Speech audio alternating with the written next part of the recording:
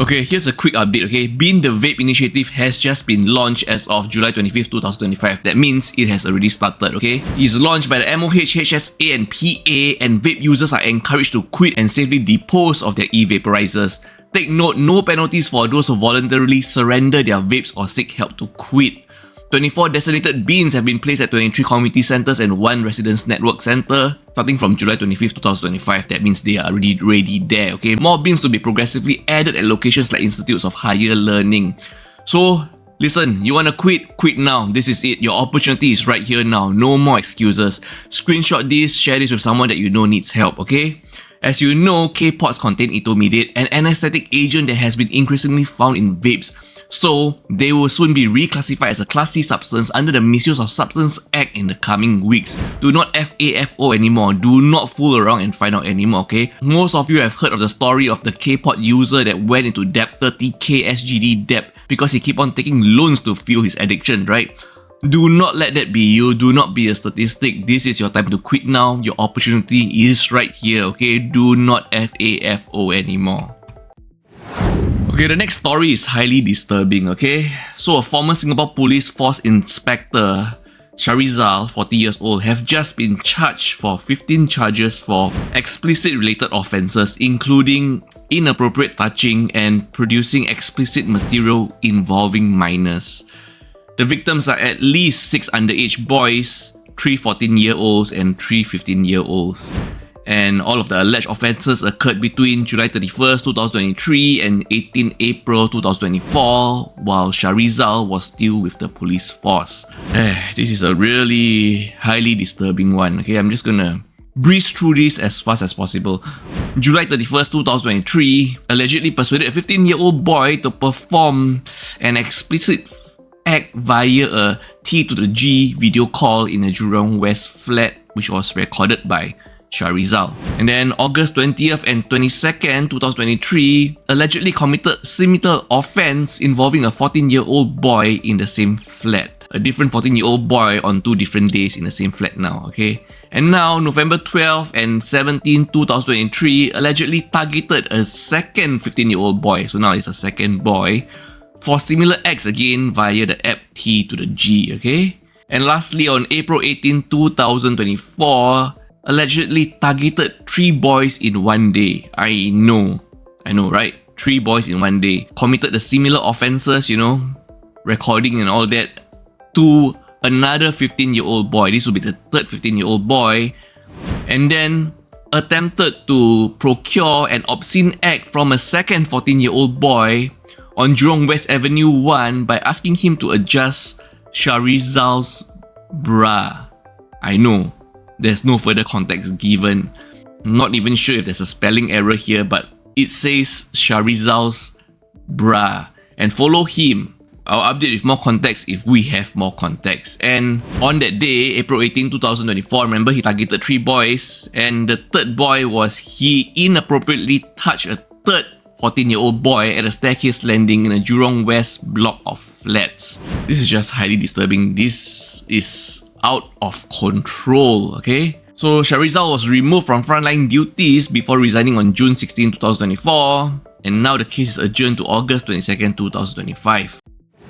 I just learned this today. Malaysia actually has a women-only coach at the MRT line along the Kajang line in Kuala Lumpur, Malaysia, okay? That's good. I think Singapore should have one too. Anyway, so we have this video right now where a male passenger can be seen shouting at somebody by explaining that why he should be allowed in the women's only coach section, okay? Apparently, he was there because his young child, his young daughter is there. So he needs to be there with the young child. And he's screaming at the woman who's asking him, like, you know, to leave. Like, why is the woman being ridiculous?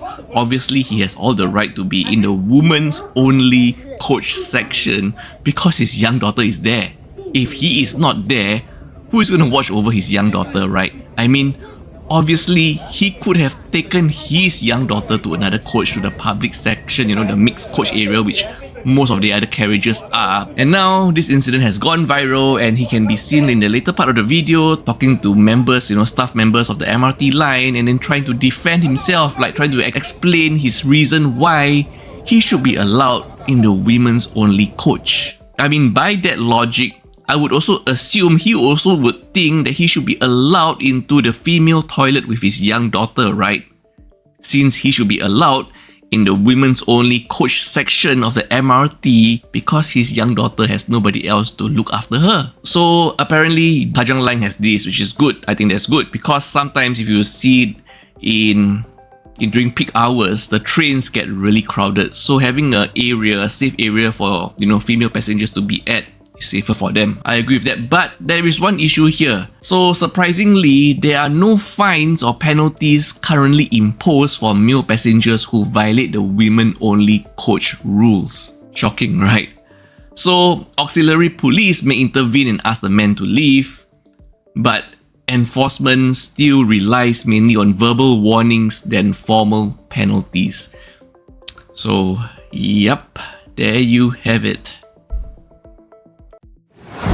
He went on a hiking trip with his friends, started falling ill, and passed away sadly 4 days later. And the reason for his death is one of the most inconspicuous things you would have expected, allegedly.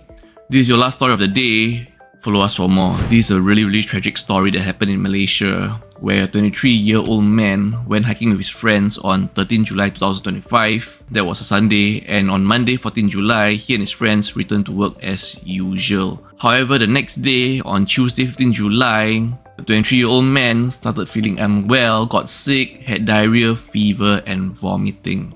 He initially sought medical attention at a private clinic, but his health declined rapidly, and the infection quickly spread, affecting his vital organs. By Wednesday, July 17, his condition had worsened significantly and he was referred to the Malacca hospital.